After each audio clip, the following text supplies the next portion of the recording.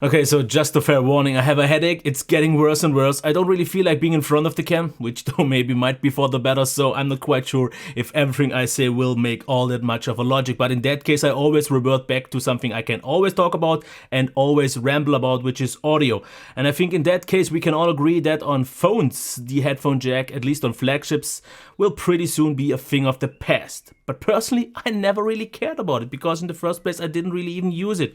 Because if there is a wire coming somewhere out of the phone, it's just in the way, and I just don't like that. And if I just usually on a portable device want to listen to music, I'm okay with a cheap kind of headphone, and then Bluetooth is also good enough. But in the case I want to listen to good music, I would just say one thing.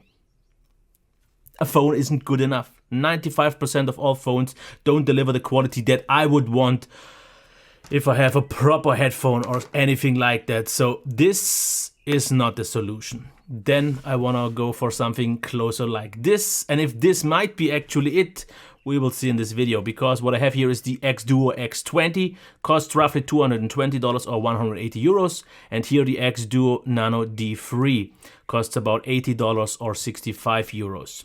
Now they have, just because of the size and also of the price, some differences, especially in terms of functionality, but also a little bit of some sound differences. Now first thing, the X20 has USB Type-C, which is already great because that's the new standard, but this one also can act as a DAC, so you can plug it into your laptop, your PC, whatever, and if you don't have a proper sound solution, this will definitely, in most cases, improve it quite noticeably. So on a laptop, this might actually be a very nice portable DAC amp combo. So really, really nice to see. But we also get Bluetooth here, we get a balanced output, and that already would be pretty much mostly it.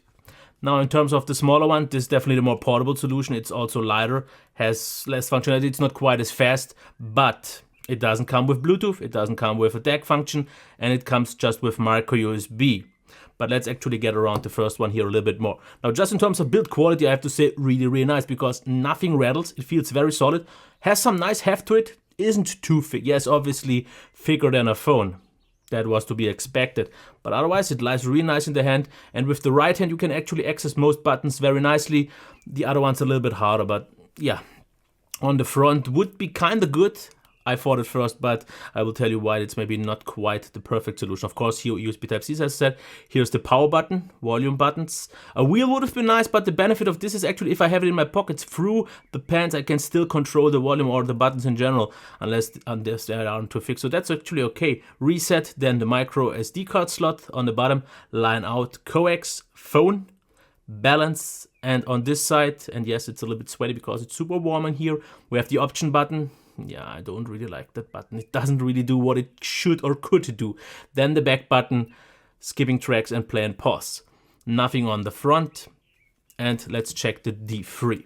This one has nothing on the left, but on the top, here in this case, the micro SD card slot, micro USB, the display, then the home button, play button, upwards and downwards, also for skipping the tracks, phone, and the line out, along with the power button here on the right and the volume rocker on the right side. Now this in terms of ergonomics I actually prefer, because I can easily with the right hand control the volume and control everything else. But what I've noticed, if I have this in my pants at work, quite often I actually just, if I maybe bent over or did something at work, by accident in the pocket, this got executed. So I triggered something.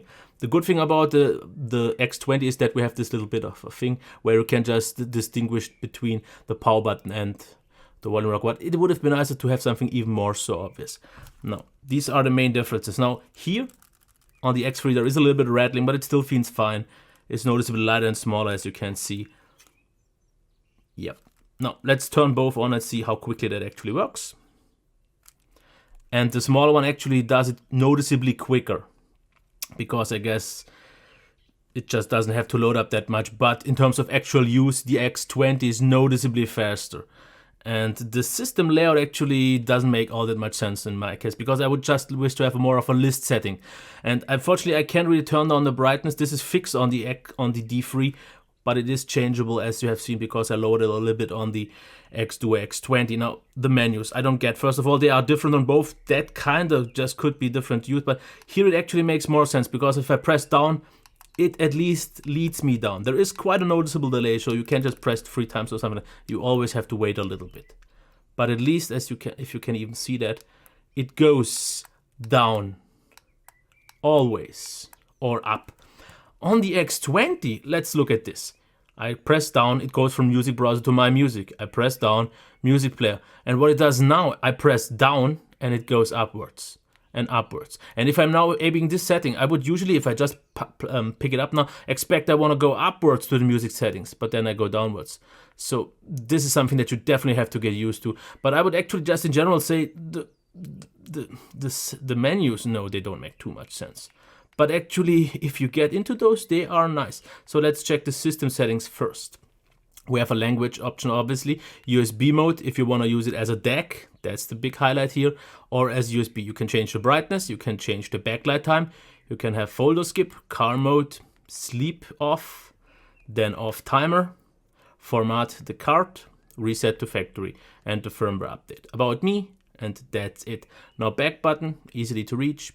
Now let's go upwards, but I have to press down to get into the music settings. Here we have update media. You can switch between manual, auto. I would just leave it at auto, which means if you put a SD card in, it just works. Which, by the way, this one has no included internal storage.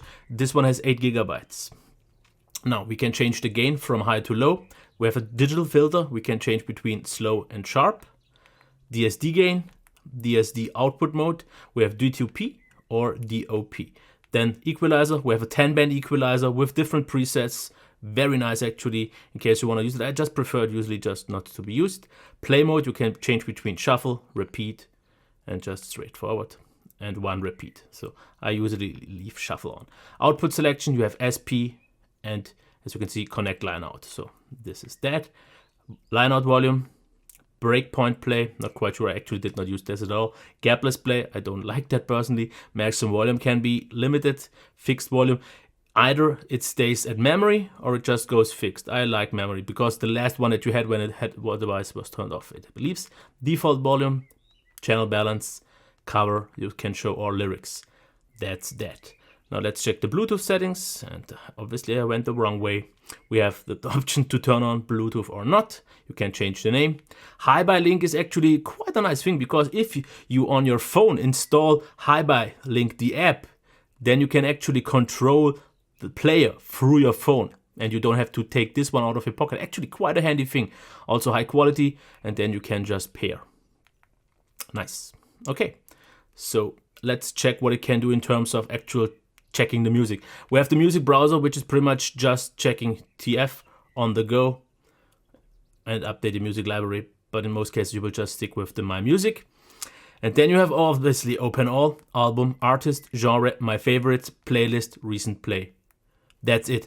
Because this is a fixed OS and you don't really have the option to actually listen to podcasts, because there's no podcast app, or you can't just stream music from anything, just what you have locally on your SD card. And the problem is, I can't just now select, I want to play this artist and just play. What you have to do is press, then it goes into the albums. Then you can either open all or go into one specific album, go in, and then you have to press once again. And I'm not quite sure why I just can't, for example, now go to one artist, maybe hit the option button and then just start the whole artist directly. Or I can't really make playlists on the go. You have to kind of previously do these already. So this is not really convenient use, because you can just pretty much play one album at a time, or one artist at a time, or one genre at a time. This is the thing that I don't like. For me, it's usually okay, because usually I say I want to listen to this album, then I switch to the next one, unless you have made some playlists. But that I can't do just simple things like, for example, I say I want this album, then I want to add the next album, then I want to add the next album, and have a little bit of a kind of portable playlist. I don't think that's asked for too much, and if it actually works and I maybe just missed it, let me know in the comments, because this would actually help me quite a lot. Now let's take actually the SD card out and put it in the D3, because this one has one weird little issue. If I go to my music, I have one issue. It shows me all songs, artists, albums and such. But when I press, it says no file.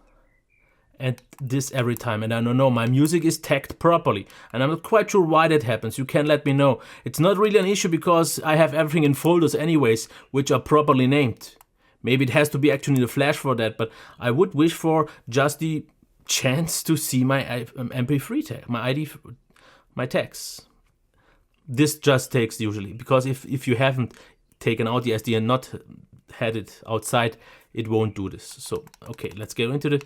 And as you can see, the same issues. You can't just select and make playlists or so. So the use is pretty much the same, but let's actually check the settings here because we have noticeably less here. Let's go into in the music settings. Here we have play mode. If you go into that, you can change order, repeat all and such. Let's go back. And sorry that it's a little bit too bright. Now let's go back. Like I said, you sometimes have to press a little bit harder because it's not the fastest one. Also, Equalizer.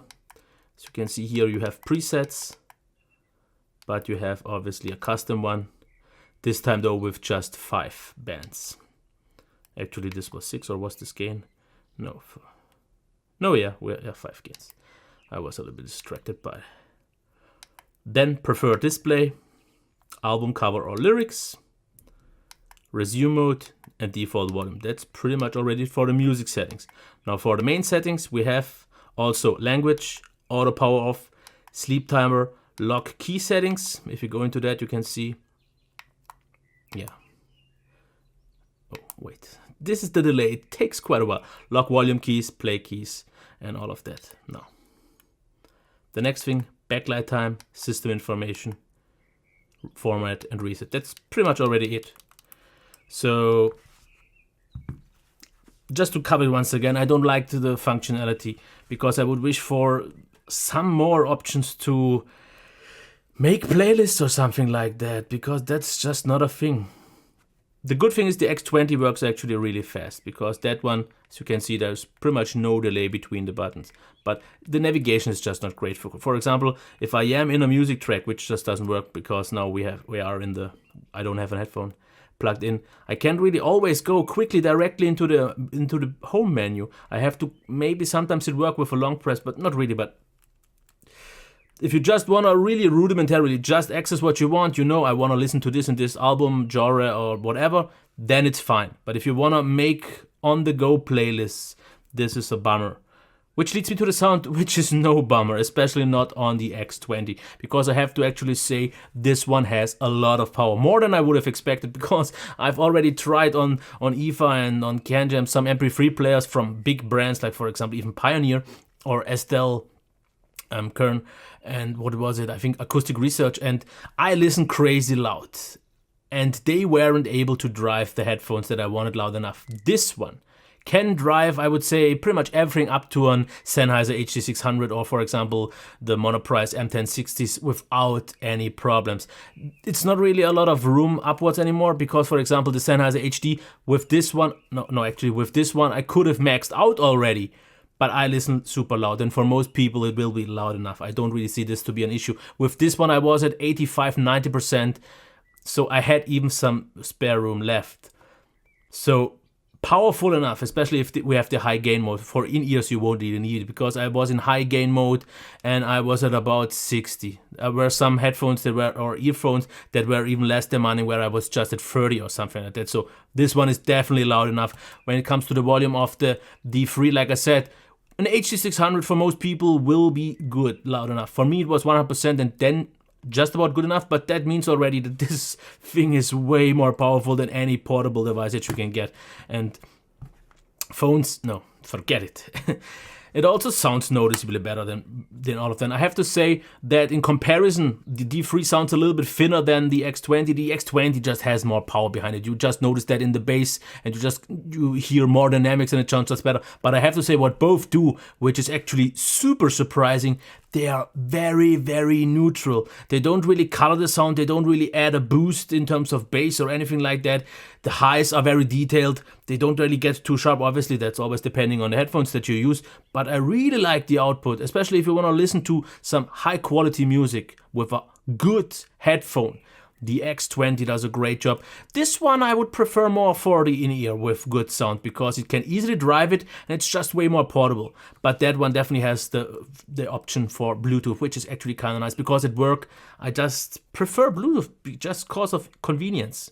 So really good sound here in this case, loud enough, totally nicely soundstage. High quality, doesn't really have any background hiss or kind of anything. So really nice. And this one, like I said, doesn't have quite the dynamics, doesn't have quite the resolution, doesn't have quite the power, but still sounds really nice. And for 65 euros or 80 bucks, I think this is definitely a nice option. Unless, like I said, you need great controls, because this one with $220 pretty much directly competes with something like a FiiO X3. And I think that one will just offer better controls. I'm not sure about the sound since I've never used it, but this might be close. What it has, I think, in advantage over the X3 is that it has USB Type-C and the DAC functionality, which might be actually quite handy for many people. So that's that. I actually like it a lot and I will definitely use them, but I'm just saying this. Obviously, since it's from GearBest, I got these to keep and I didn't have to pay for them. And I will definitely still keep using this because I prefer it over any phone and it can drive every headphone that I have and the controls are working good enough for me. But if I would have to shell out $200, I think I would at least take a look at the X3, mostly due to the, for me at least, important part of making on-the-go playlists, which I think the X3 should be able to do. Now this one is almost a direct competitor against the FiiO X1, which is a little bit more expensive. At least here it's 65 euros, where the FiiO is like more like 100. So there is a difference. So in case you don't need the better functionalities or the better controls, this one might be something nice because it will still blow away every phone. It's nice, it's not very big. This can be put everywhere. You have line out, you have phone, you have controls that work nice, fine. It is not the fastest one, but it turns out faster than usually. And now let's get into actual battery life because I almost forgot that. This one surprised me because I think it's stated at 8 or 10 hours. I think it was 8 hours. What I got with an in-ear, with a volume of about 60, was 12 hours. And I expected if you would max it out more, maybe on a bigger headphone, you should actually get to the 8 hour that it's stated with. But I actually easily got 12 hours with an in-ear. So that is super nice to see. And this one actually impressed me even more. So this is actually why I would keep this maybe always in my pocket if I want some music. 21 hours, or let's just say 20 to have it as a even number. If I used it with an earphone, which in this case actually was the Brainwaves B200, which also sound really nice, but I didn't really review them yet. And that was at a volume, I think, at 63. And if in that case you would use a headphone, I still would expect you to get like easily over 10, 12, maybe 15 hours with a proper headphone. But even this, I did not expect to easily do that, because on the go, where I will use these devices most often, I will use in-ears just because I don't really like to wear headphones outside. I can expect 10 or 20 hours, or in this case 12. So that's absolutely nice. Like I said, both do a great job in terms of build quality, in terms of sound, and in terms of battery life. It's just the controls. The OS isn't really all that flexible. Of course, they could actually update them, and I will check every once and again if something maybe happens, because I think some functionality could have been added, but I don't know if that will happen. But that's where I'm going to leave it. Like I said, definitely check the FiiO X3 in this case as a competitor, and here the FiiO X1, or maybe something else, because these are pretty much the only MP3 players that I've reviewed so far. But I like them, but I didn't have to pay for them, like I said. Okay, until next time, bye.